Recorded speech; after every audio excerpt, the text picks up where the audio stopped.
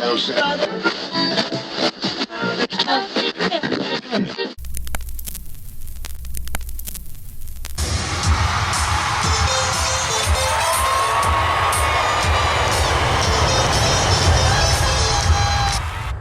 everyone. My name is Jorge Valdivia, and I'm the Performing Arts Consultant for the National Museum of Mexican Art. On behalf of the National Museum of Mexican Art, I'd like to welcome our guest for today. Some of you, a lot of you actually, should recognize her voice and her face.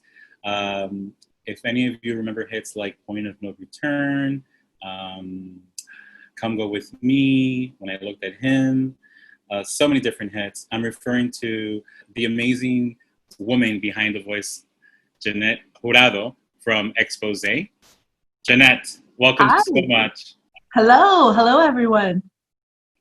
Thank you so much for doing this interview with us, Jeanette. It's actually, growing up with the music of Exposé, I call it the soundtrack of my life. Way back in the day when I was growing up. So thank you again for doing this interview. Oh my goodness, thank you. It really is a pleasure. I'm happy to do it. So can we start off with you just telling us about your upbringing, where you were born, where you grew up, and what your childhood was like? Sure. I was born long ago actually in East LA, and lived in little neighborhoods there. And I think at the age of 2, my parents moved us to a city called Pico Rivera, which is still considered pretty much East Los Angeles. Great community, mostly, Latino, Hispanic. I don't even think I realized I was Hispanic because just everyone was Hispanic. It was just Right. to be the norm. You Yeah. know what I mean? It was just the norm. And it was a great community, wonderful schools. I still have 5 very good friends from Pico Rivera that I grew up with she was just over here. I've known her from 2nd grade, I think. And grew up there, close to my aunts and uncles and cousins. We were always together, going to grandma's house, going to church on Sundays, going to eat at Clifton's downtown Los Angeles after church. Just really, my parents allowed me a very happy childhood. Now, you so was music always a part of your life?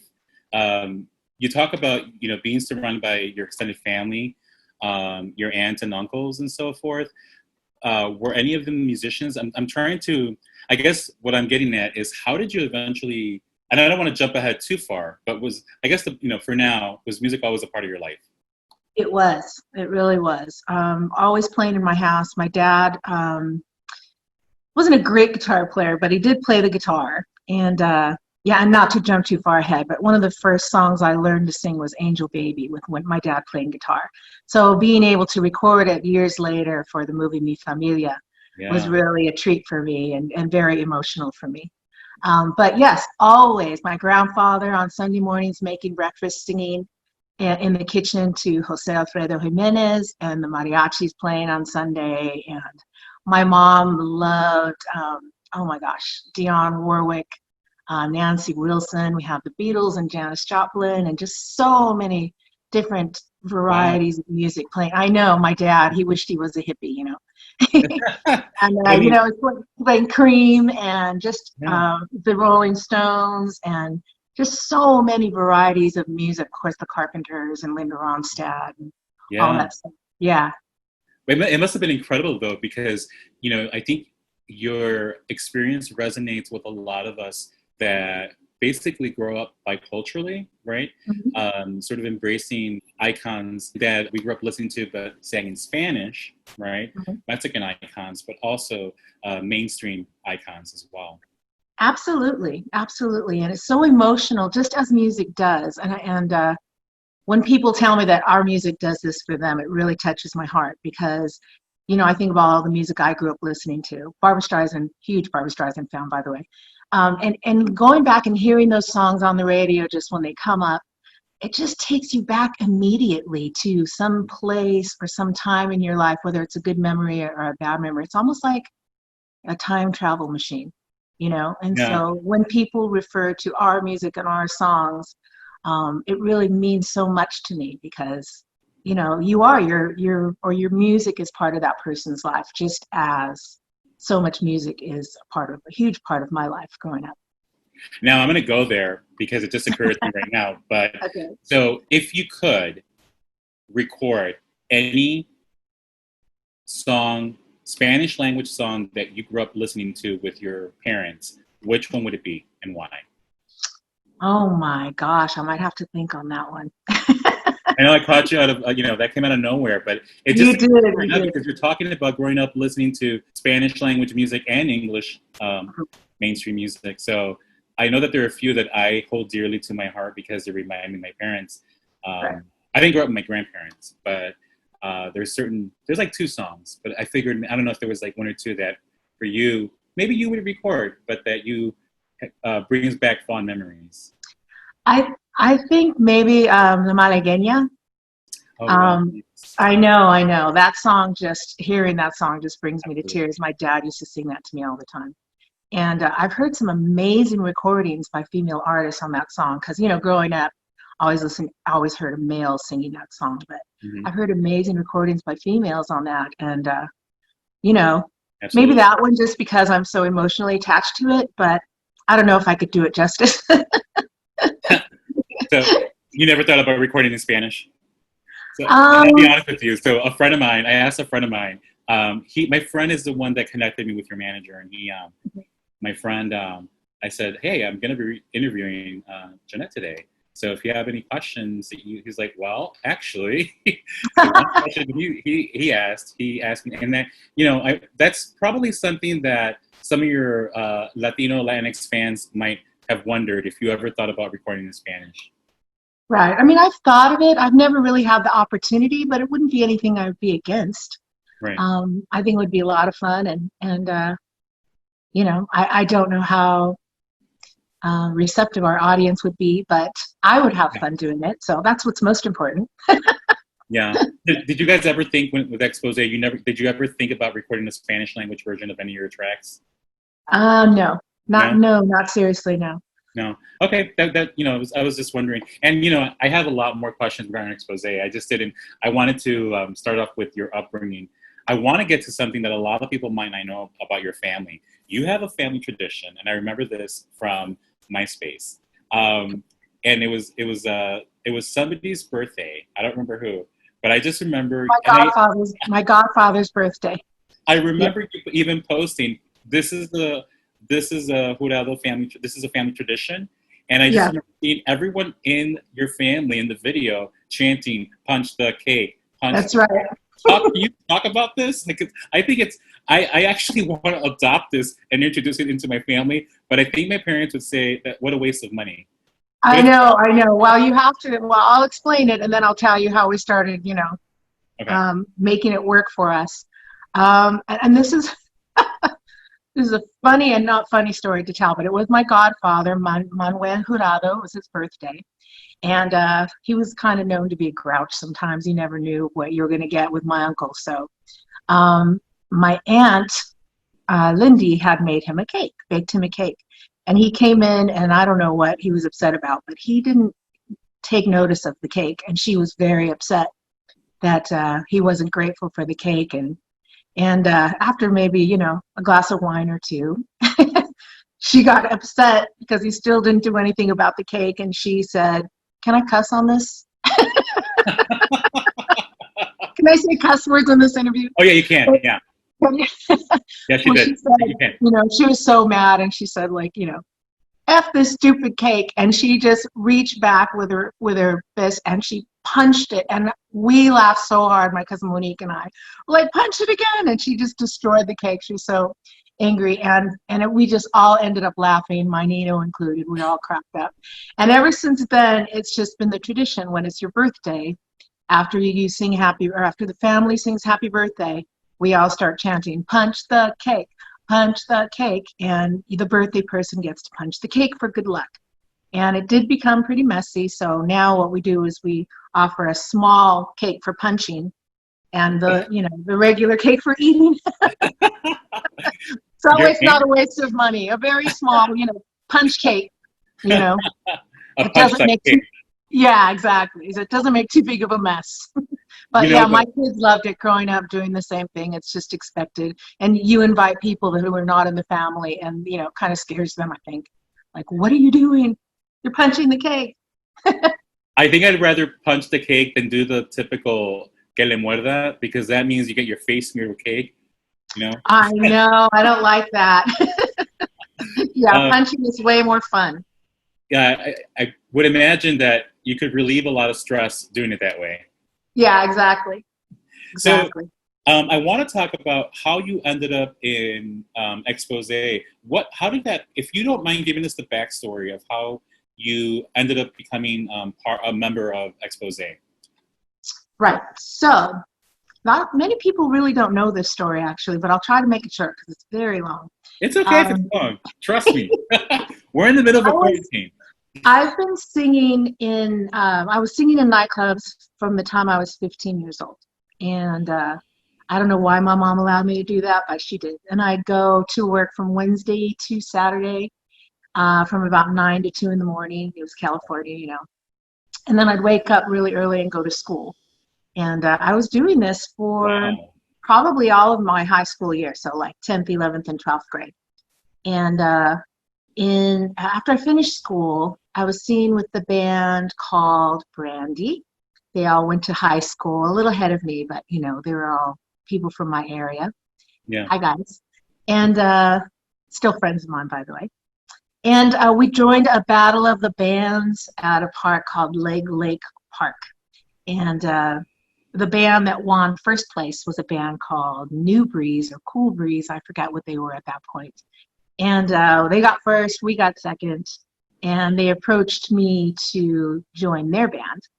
And wow, that was pretty crazy, but it was the right thing to do. And it took a long, many, many nights of anguish and thinking of what I wanted to do, but I ended up joining Cool Breeze. And we ended up kind of going out towards clubs a little further out, started getting a little more recognition. And one night, it was Valentine's, there was a group that was coming to the club we were playing at, where we were performing in, and the group was called Exposé. And so there were these three females that came in, Lori and Sunday and Ali. And there was a song that was pretty big in the club circuit at that time called Point of No Return. And our band, Point of No Return, Yeah. was the club song. And so we opened for them, and after they performed, the girls came up to me and said, "We heard that you perform our song, Point of No Return." And I said, "Well, we do, but you guys just did it, so we're not going to do it." And they said, "Please do it. It really, really, we really want to hear you sing." So I got up on stage with the band, and we performed Point of No Return.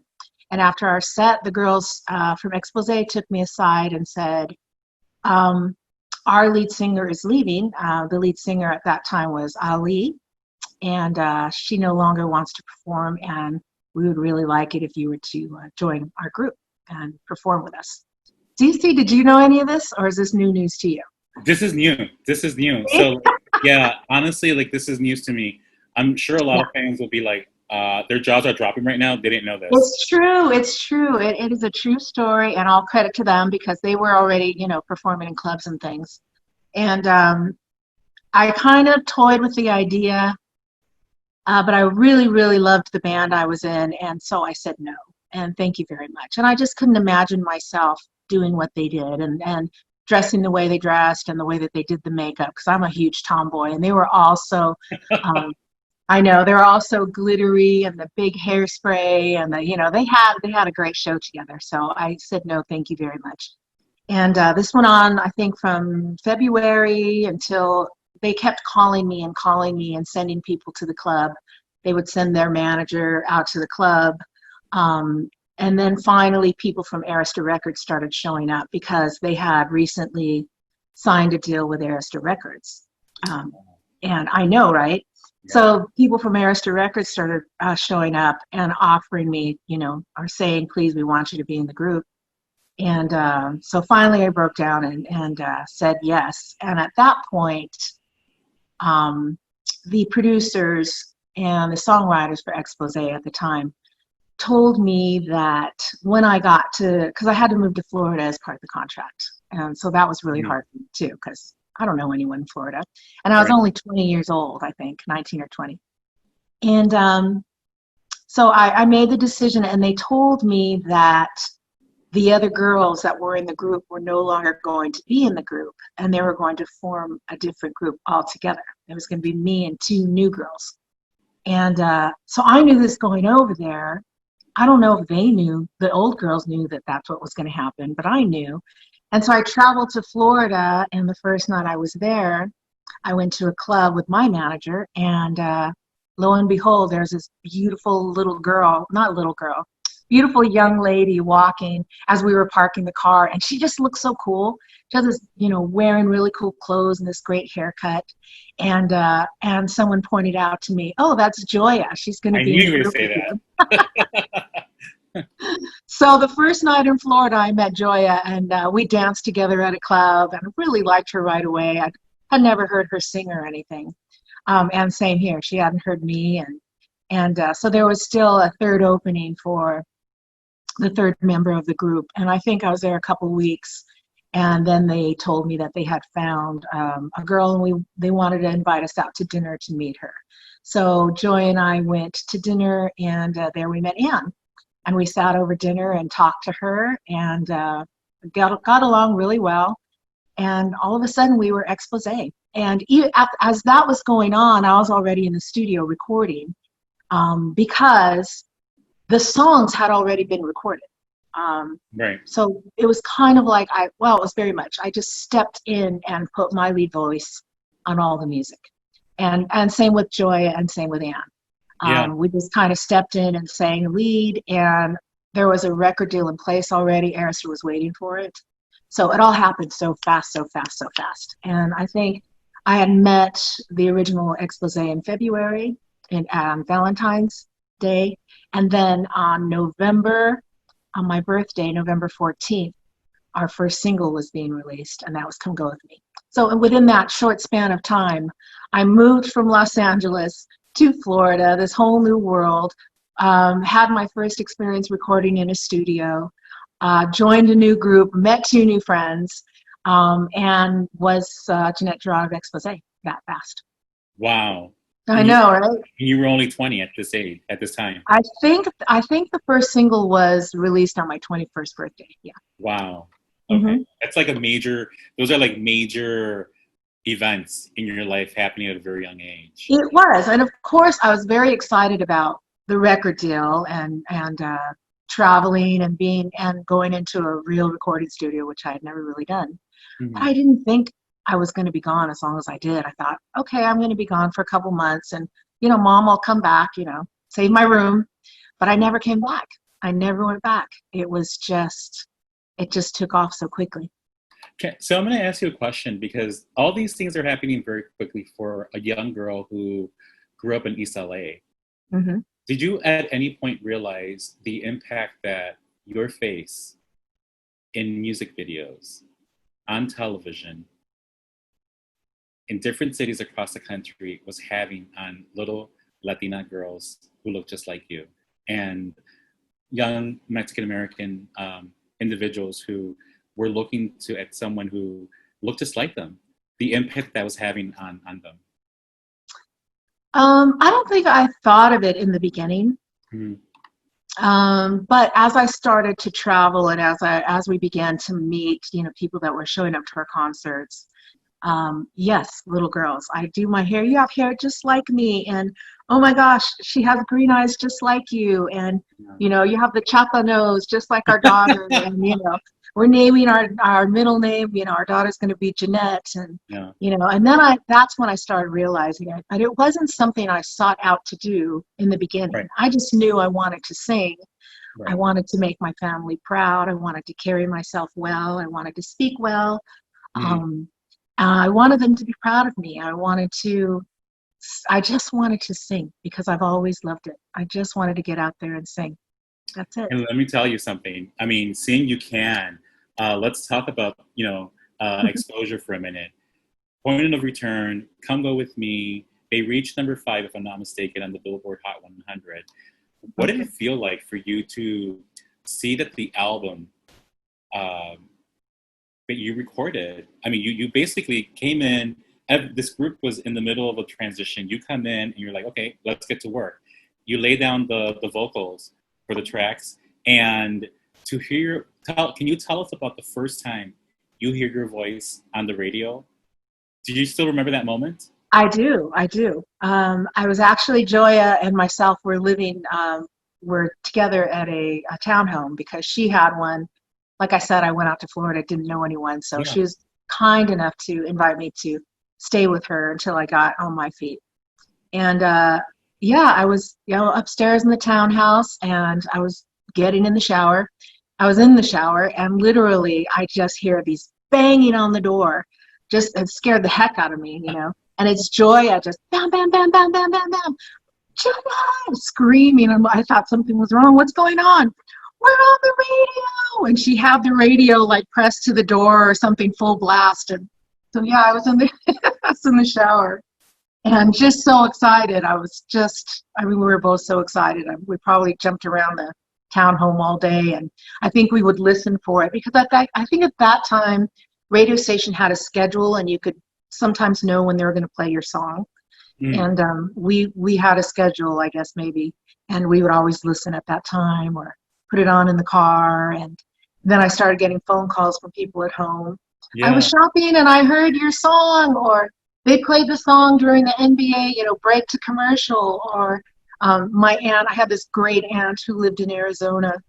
I think at this point she was probably in her 80s, and she and her husband would drive to the radio station and request Exposé. And I know, it was so funny. They'd play it for her too. They were so cute.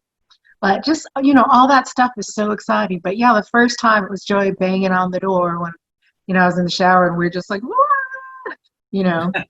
So so when your family and your family friends start hearing your voice on the radio and they realize, wow, that's Jeanette. Mm-hmm. What do your parents say? At this moment in your life, once they realize their daughter is making it. Right. Yeah.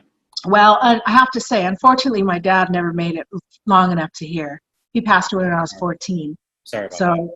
So I know, right? But my mom and my stepfather, and like I said, all my aunts and uncles on both sides were just, I would guess that they were so happy about it. They would walk around with their Exposé t-shirts, and my uncle made t-shirts like Jeanette's uncle, Jeanette's cousin. And they'd wear them too. What dorks, right? But yeah, I think it was a lot of fun for them. And I think probably some of my family, seeing me go in the direction that I was going and working in clubs and singing and deciding, not to go to college, which is pretty scary. They were probably, a little scared for me and how my life was going to end up. So it was probably a big relief that they saw me finding some sort of success in music. One of the things that I love about your voice is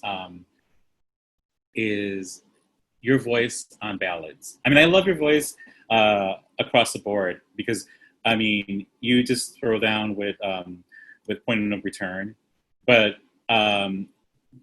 there's something about the ballads that just they're a very nice departure from the rest of the album, right? And so I don't know, like I imagine that also performing some of those ballads must be a lot of fun for you because vocally it allows you to shine. Not that the other songs don't, but they're more upbeat and they're just different. Whereas with the ballads and from the first album, Seasons Change, that ballad was, I remember listening to that in high school. From that album, though, what is your favorite track? I think my favorite track from that album is one that I don't even sing. It's December. It's the ballad, the very last ballad on the album, and Gioia sings that song. And it's just something about her performance just, gets me right here every time I hear it. But as far as performing the song on the record, on that first record, Seasons Change is definitely my favorite song to perform. And I love singing ballads. That's my thing. It's You can tell. I thank you. I just grew up, like I said, Linda Hmm. Ronstadt, Barbra Streisand. Um, I just love getting a good lyric and singing out, and I remember being a little girl and practicing singing with my grandmother, who, by the way, was a wonderful vocalist. And she would, practice with me like my first vocal teacher. Okay, like hold that note out. Okay, you have to hold your breath longer. And I would go home and practice. I'd Wow. put Karen Carpenter on, Mhm. and back in those days, you can hear people breathe on records. I think now they kind of edit them out. Mhm. But back in those days, like if you listen to an old Karen Carpenter or Barbra Streisand record or Linda Ronstadt, you can hear them take a breath, and it's such a beautiful thing. So Yeah. my practice and my teaching was to breathe when they would breathe. So if I could hold my breath on a note as long as Karen could, that's how I built up my strength in my voice, practicing with those singers when I was younger. That takes a very talented ear to actually be able to listen for that. You know, but Right, right. yeah, that's I amazing. mean, I don't know if it's a talented ear. It was just maybe something my grandmother brought to my attention, and I Mhm. knew I wanted to be able to do what they did. I wanted to be able to belt out a note. I wanted to be able to hold that note long, and Yeah. so you just practice with those great artists, and pretty soon, before you know it, you're doing it yourself. So in 1980, 89, What You Don't Know drops.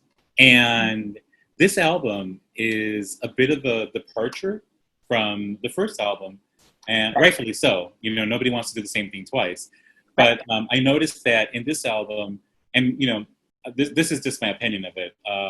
It almost feels like it was designed for more of a mainstream audience as Mhm. opposed to the first album, right?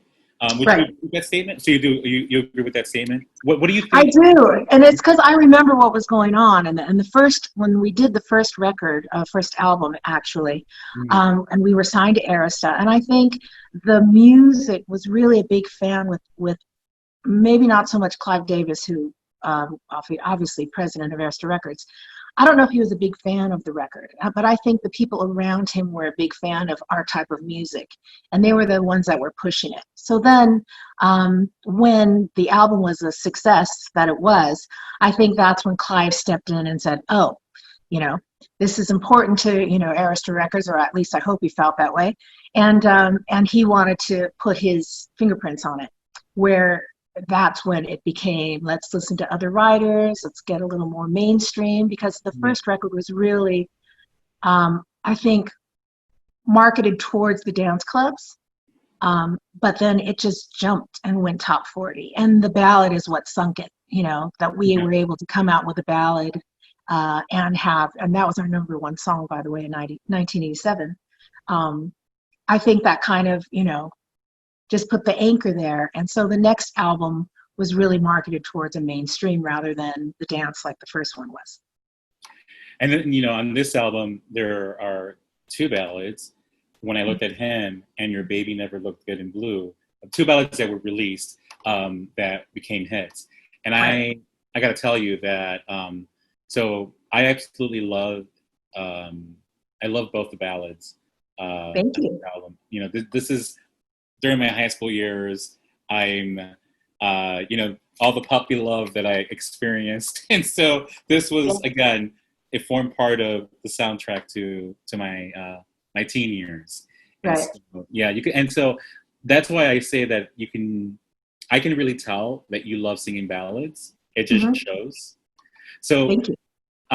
tell us about this experience recording this album and touring with this album, if you would please. What was it like? Because there are a lot of expectations. The album drops, it does very well, and you're touring, and we know that a few things happen towards the end of the tour that you're forced to cut the tour short. But at the beginning, what was the experience like? Were you happy with the entire experience, the album? Oh my gosh. Wow. There was a lot going on. Yeah. It was called the What You Don't Know tour, and that was Yes. the perfect name for it. What we didn't know. We're learning so much about the business and the industry and each other, because you got to, think that Gioia and I were, I won't use the word thrown together because we chose to be in the group, and we chose and, got along, but we were really still getting to know each other and growing up together at the same time. There's different relationships. That's the what you don't know part that were going on. And, we were learning to trust each other or not trust each other. Yeah. There was a lot of drama going on. But, somehow we stuck it out. And as you see, we're still together. So, Yeah. But we had always had and been blessed with wonderful musicians. We had a wonderful touring band at that time. And through the drama, still so much fun, just fun. Aristo was getting us involved with, at that point, Dionne Warwick was doing That's What Friends Are For, and they were doing many fundraisers and concerts, and we were able to take part in those and meet.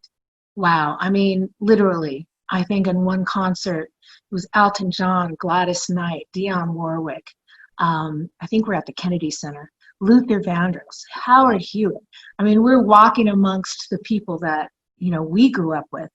And who we admired so much. So there was a lot of that stuff going on, and that was really exciting.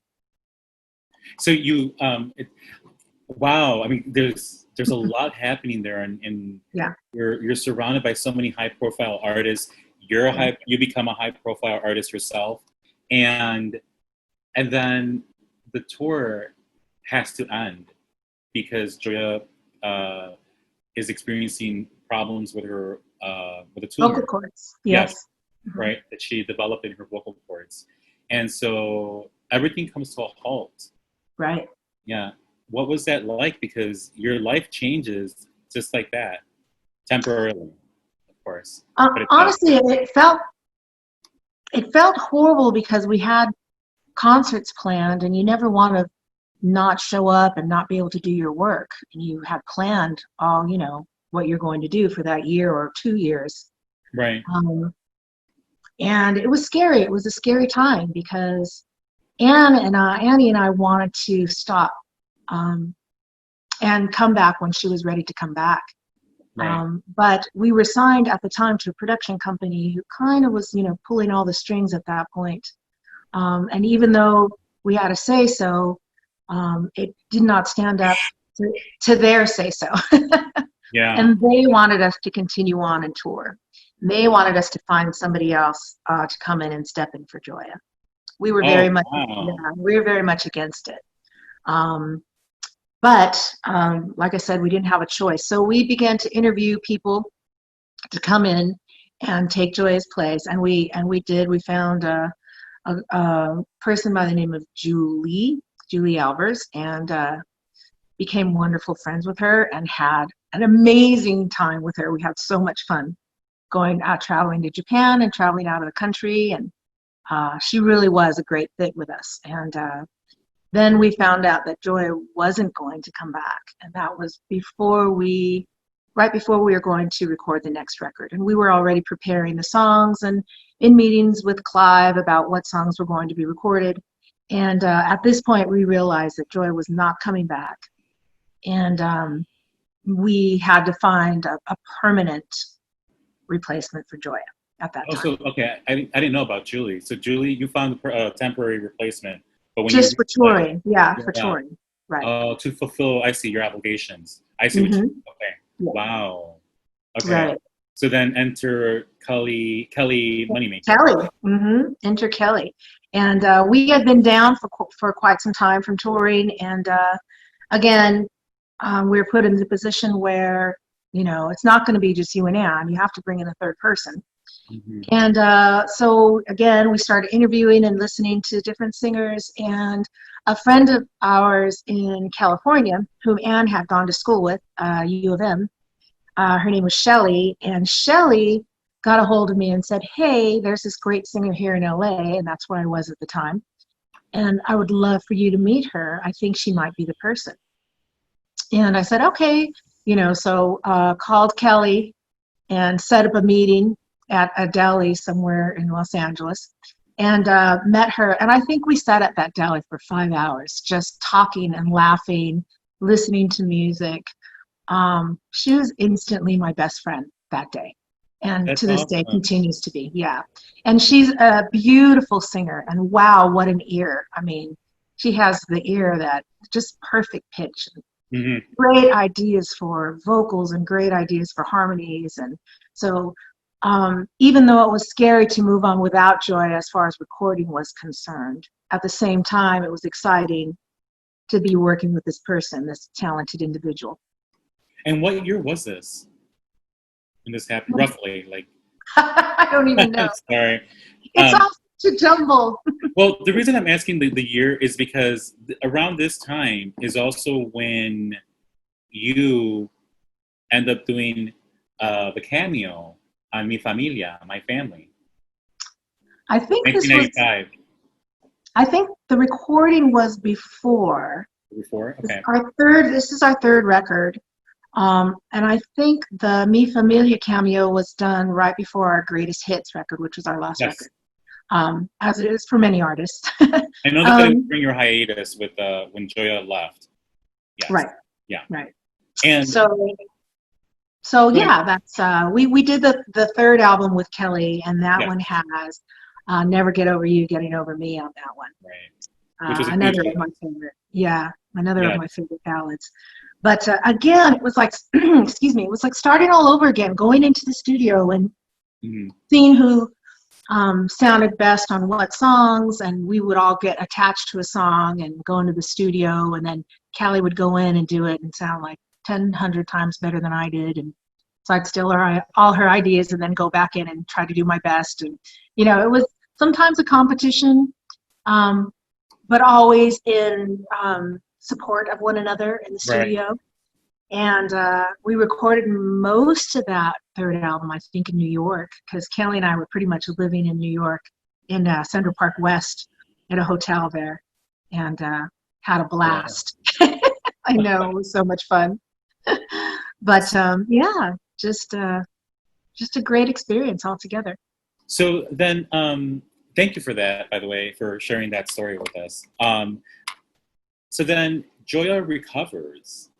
You guys at this point had already been told that she wasn't going to be able to join the tour, so you Right. found a permanent replacement for Gioia. But then years later, she recovers, and She does. she rejoins Exposé. How did that? I imagine that at this point you had already formed a bond, and I could only imagine how difficult that conversation must have been. But Kelly seems like a very, very she just seems like like she would be understanding of the changes, right? She is. I've read some of the interviews, but can you tell us about that moment when you're getting ready to, like, does Gioia call you out of the blue? How does that happen when you realize, oh wow, wait, what? You're recovered? So I know, right? Yeah. It was many years after, well, not many years, but it was after the final album, and we all, at that point, went our separate ways, not friendship-wise, but just professional-wise. Annie was doing some recording in New York. I was writing and recording in Los Angeles, and Kelly, of course, as always, was doing her thing as well. And I was working with some musicians in Las Vegas, singing. I did a production here as well. And I met a great bass player, and he said, you should really think of going out on tour again. You'd be surprised at how many people would still love to come out and hear your song. And at this point, I really thought, it's over. I'm not going to do that again. And it was just, nice memories. He started introducing me to booking agents and different people, and, you really should do it. And once I found out that they were interested, I thought, maybe I do still want to do this. Maybe I do still want to sing these songs. I didn't know if Joy and Ann or Kelly would want to. And I think my first reach out was to Kelly. And we actually did a concert with Kelly in Northern California. And so initially it was going to be her. And then she had so many things going on. She decided that she wanted to do other things. So we went, again, just kind of laid low. And again, I started getting calls from the booking agent. And, we'd really like to book you, and we'd really like to do this. And so then I reached out to Gioia and Ann. And I hadn't spoken with Gioia for quite a long time. And we met, and went out and had a drink or something, and decided to, give it a try again. So we did. Wow. Mm-hmm. That's awesome. Yeah. So what was it like going back on tour again? It was fun. We met in Florida. We rehearsed together there and hung out. It was like time hadn't passed. It was the same, giggles, the same stories, the same energy. And you've probably heard me say this before, but there is a particular energy between Gioia, Anne, and myself that's just, gosh, this is going to sound so corny, but as far as our friendship is concerned, it's quite magical. And I don't know how or why it works, because we are so different from each other. You could not find 3 different people more different than we are. Yeah. But somehow we make it work, and on stage it even works better. And I just, did you ever play sports growing up? No. No? Okay, you were the tomboy growing up. There's an analogy I like to use, because when you play sport, like when you watch a basketball team, I told you I was a big tomboy, or a baseball team, you get used to working with those players. So you kind of know, like, as you pick up the ball and you're going to throw the ball, you kind of know where they're going to be standing. Oh, yeah. You kind of know where they're going to be moving behind you, so you can pass, or there's a synergy. Whatever it is. Exactly. And that's how it is with Gioia and Anne on stage. It's like, I don't see them, but I know where they are almost at all times, and that feeling of support even to sing background, when Anne is singing lead or Gioia is singing lead, which we switch off all the time. I just I'm literally in love with the girls when I'm singing background. I'm watching Gioia do her thing and just so proud, almost like a mom, or a sister. Just so proud and happy and grateful to be there with them. Now, when you guys decided to tour again, do you have a favorite concert? Where was it? Because this is years later, and I would imagine that this tour, on this particular tour, you're there. I don't know. Maybe I'm just romanticizing the idea, but I would imagine that first show, though, the first show that we did, which is in Miami, which was kind of going home for us, because we're always called a Miami-based group, even though I'm from LA and Gioia's from New Jersey, and Anne's the only one who really grew up in Miami. Our first concert together was in Miami. So we went back and we put this opening number together where there was a bunch of different acts on the show. I don't know if you've ever gone to see any of the freestyle shows that we take part in, but it was a freestyle show. And everyone comes out high energy, with one of their high energy songs and jumping around. And we went the opposite way. And we had the black stage, and we had the music of Seasons Change start without being on stage. And people heard the music and just lost it. I mean, the screams in the crowd was so loud. It was just amazing. And we were standing, all 3 of us, on the side of the stage. And with one spotlight, I know this is so drama, right? With one spotlight on the black stage that opened up. And then the 3 of us walked into the spotlight holding hands and walked up to our mics and began singing Seasons Change. And I'll never forget that. I think I saw this on YouTube somewhere, if I'm not mistaken. I think I saw it. I have to look for it again. But I want to say I saw this. This was like your grand return, right? Like it was our grand return, and you're always nervous as to what response you're going to get. But it was such a great reaction. It really was a coming home and decision making for us. Yes, this is what we want to do. Yeah. We want to do this again. Yeah. Wow, that's amazing. So what was it like recording the track for Mi Familia, My Family? I want to talk a little bit about that, because not only did you record the track, but you also you make a cameo in the film. Right, that was so much fun. Fight breaks out, and they interrupt you singing. How rude! Because if I remember correctly, I think you said that you actually never recorded the full track. Is that true? No, I did. Oh, you did? Yeah, I recorded the full track. I recorded because I performed 2 songs in that movie. One was Angel Baby by Rosie and the Originals, And the other was Are You Really Sincere, which was a song that was written for the film. But you'd never think that it was. It really sounds like an old 50s song. In fact, many people write to me asking where they can get it, but you can't get it because it wasn't even on the album. But I did record 2 full songs. Excuse me. Okay. And again, going back to one of the first songs I learned was Angel Baby with my dad playing guitar. So being in the studio and recording that was so emotional for me. Again, I had already lost my dad years ago. Yeah. And I just felt like he was with me, he was with me. Yeah. And that's such a classic. I'm like, oh my gosh. It is. And that's another thing too that I realized, not to change the subject, but I realized that the stuff that I grew up listening to, and I call them East LA songs, and I come and I start singing one and nobody else knows that song. But all my friends know that song and all my family knows that song. Angel Baby? Not just Angel Baby, but there is a genre of that music that I grew up listening to. Like oldie stuff. Yeah, like KRLA was a radio station or, and they're, standards to me, but so many people don't know them. And I have to remind myself, oh yeah, I'm from East LA. They're not. That's why I know that. And they do not. Well, it's funny because there's a big movement, a resurgence right now happening with oldies and dusties in East LA right now, in California actually. And a lot of it is thanks to Mexican-American singers that are musicians that are coming together and sort of bringing sort of like a newfound appreciation for these oldies and dusties.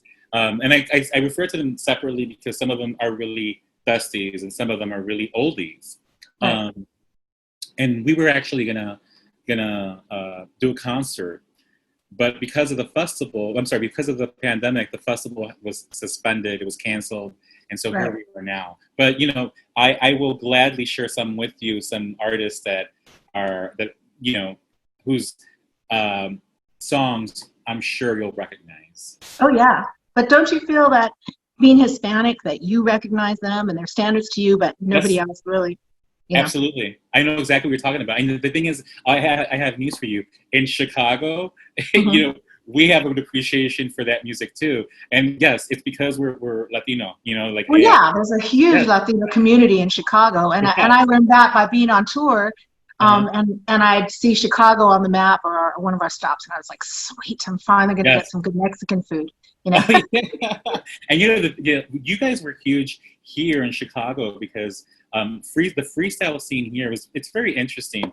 This relationship with as far as music is concerned, Chicago and Miami, because freestyle they say started in New York City, but it really sort of continued on heavily, very strongly in Miami and in Chicago for years. And Los Angeles. Los Angeles. Los Angeles too. But it's like, it's really interesting because I think that, and again, going back to the appreciation of music that you're talking about, those genres and stuff like that. So going back to the filming, and I didn't finish answering, but so exciting. And of course, the cast of actors on that, although I just shot that one scene, so I wasn't able to meet Edward James Olmos and all the people that were in it. Jennifer Lopez, I think that may have been one of her first films. But it was just exciting. And the most exciting thing from my mom and I is when the soundtrack came on, and they had all the artists that were performing on the soundtrack, I being one of them, but my name was right next to Pedro Infante. And my mom was just like, oh my gosh, your name's right next to Pedro Infante. That was like the big thing, It was like more exciting than actually going to see the movie. It's just that my name was next to his on a record. That is amazing. Yeah. That's a great story. Actually, wow. I could see why your mom would be so proud. Yeah. Pedro Infante being a common household name growing up. Absolutely. And seeing her daughter next to his name. Right. That's amazing. As you were touring throughout the years, I would imagine that some songs, and this is just me as someone who presents artists, not someone who performs, but I would imagine that you like to mix things up, performing songs differently than the way they are on the album, right? Right. Just Right. because doing the same thing over and over again, it gets a little boring. Exactly. So throughout the years, can you tell us about maybe your your top 3 favorite songs to perform live? Wow. Well, I'd have to say myself singing lead. Never Get Over You, Getting Over Me is probably my all-time favorite to sing and perform. Let's see. Point of No Return, just a given. And that's mostly because of the audience reaction. You know, as soon as they hear those first couple notes, it's wah, and everyone's dancing and everyone's singing along. And because of the audience, that's one of my favorite songs to perform. Yeah. And Anne sings lead on a song called In Walked Love that I think was on the 3rd record. Yeah. And I love singing background on that song. It's so much fun. Joy and I just have such a great time. Yeah. So, and that's probably those 3 are my favorites. That's nice. But it might change, in a couple days. So because this is an interview for a museum, do you collect art, or do you have an appreciation for any type of artists? Visual artist, painter, muralist. I love art. I don't think I'm gifted at choosing wonderful art, but when I see something that I like, I tend to go for things that are very colorful and bright. Mm-hmm. I love skies, when people paint the sky. And I have some hanging around my house like that. But it's just because I like them. It's not because I think they're going to be worth anything at any time. Right. They're worth something because they're worth something to me, and what I like to see in the house. So, yeah. That's nice. And my favorite little, it's actually a print that my sister gave me. I wish I could show it to you. It's a Mexican artist, and it's a picture of 3 girls standing in a cemetery, and they each have flowers in their hand, and they're looking down on a grave, and you can see under the grave the little skeleton that's buried in the ground, kind of Dia de las Muertas kind of thing, Yeah. And everyone says, "Isn't that sad though that you have that?" And of course, it reminds me. I'm by the way, I'm the middle of 3 girls. I don't have brothers, so it was my dad wanted boys so bad, but he just got 3 girls. So the painting to me is my sisters and I, and they're looking down at the grave, and the little skeleton underneath the grave. And I'm going to have to send you a picture so you can see it. Yeah, please do. You can see just the skeleton, and you can still see the skeleton's heart, and the skeleton has a little smile on his face. And that's my favorite print in the house. Send it to me because I can actually share it in the interview when absolutely. I will. Yeah. I'll send it to you.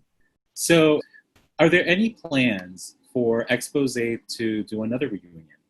I know that right now we're in the middle of a pandemic and it's a difficult question to answer now, but I think at least. Right. I think that the 3 of us will continue to perform. I don't know how soon it is that we'll be back together again on the road. Obviously not this year. But we're already, getting phone calls and getting offers to start 2022. Yeah. Maybe it'd be 2021. So who knows? But I think that we're all 3 up for it, and we're still enjoying each other's company so much. I mean, I always say girls always try to plan girls' weekends. Let's plan a girls' weekend. Let's go have a girls' weekend. Yeah. I have girls' weekends and get paid for it. It's the best thing. I stay at great hotels, have a great girls' weekend, and have wonderful dinners and have a glass of wine with 2 of my best friends. And then at the end of it all, I get to sing, which is it's just unbelievable that I could still be doing this after all this and make a living. I think it's also I think it must be beautiful to have a fan base that still appreciates you, because it is. It really is, and we are so appreciative of them. Yeah. Back at them. We know. I mean, everyone says it, but it's true. If it weren't for them, we wouldn't be able to be out there. Oh no, I know. I as a presenter, when I bring artists into Chicago, I know that sometimes there's it's, you know, it's a lot of fun, but it comes with a lot of stress. You Yeah. know, everything from getting up early, making the flight, you know, making sure you don't miss the flight, to Yeah. everything is planned out. I know that everything is planned out for you. Mm-hmm. So even though you make it sound really like a lot of fun, I know that when you travel, you have an itinerary and you've Right. got everything from like interviews, everything is planned out for you. And I know We do. that it can also be very stressful. So, I mean, but it's something that you still appreciate. It's something we appreciate. I don't particularly care for the travel at this point. It's Mhm. getting just the way that the everything has changed so much. Um, I'm always I don't look forward to the travel. Yeah. I kind of skulk around the house, the night before I have to leave, and I hate packing. And but once I'm there, it's great. It's great. Yeah. So So it's worth it. one of the burning questions that I've been dying to ask you is, um, I remember when you were on MySpace. I think that if I correct me if I'm wrong, please, but you had a few tracks that you had recorded as a solo artist, Yes. right? Hmm. So the question is, this is the burning question: have you ever considered putting out a full album, just Jeanette Jurado? I have, and I start, because I do write, and that would be a goal of mine to have a record out that's everything that I've created. Yeah. Um, so I'm still working on that. It's I start and then the pieces don't fall together, and maybe I'm not getting as great of a response. And part of it too is when you create, as you know, because I know you're an artist as well. And when you create, I haven't gotten over the hump of opening myself that way because I'm a very private person. Yeah. And when you present your songs or your art to people, it's kind of like opening a window to your soul a little bit. Yeah. Um, Even if the subject matter might go back years, or it's something that you're dealing with now, or I'm not always quite ready to share that. And I think that holds me back. And I wish it wouldn't, but I think that's probably the biggest obstacle for me. Yeah, I know that it can be challenging to be vulnerable, Hmm. because that's basically what you're doing. But I think that, you know, a lot of people out there would love to hear some of your solo material. So Oh, thank whenever you're ready to share it, we're waiting for it. And whenever you're ready to share it, you know, maybe you could stop by the National Museum of Mexican Art and do a concert there. Maybe I will. Maybe I want to go do part of that oldie show too. Well, we should talk because I'm going to stop recording the interview in a little bit, and we could talk about that. Oh yeah, love all that stuff. Love it. Um, so I guess at this point, I just that was really my last question regarding your solo work, and I asked that because that was always in the back of my mind. You know, and I'm going to say this. I know that I mentioned this earlier, but I want you to know that that I thank you on behalf of the little Mexican that grew up in Chicago, who um, was trying to find someone that looked like him in the media, in videos, and I found that person in you. It took me a while to realize that you were Mexican, but knowing when I did find out, I was so happy because, you know, I think that a lot of us, you know, we sometimes want to see ourselves represented, and you were that. You did that for us. So I want to thank you. Thank you. I'm happy just to be involved. I'm happy to have the opportunities I had. And I'm so proud of my family and my background. It's always been something that I might not be shouting at the top of the hilltops about, but it's the biggest part of my heart. Thank you for saying that. And so, you know, on behalf of the National Museum of Mexican Art, I want to thank you for joining us for this interview. Chicago and everyone in the world, this is our interview with the lead singer, member of Exposé, Jeanette Jurado.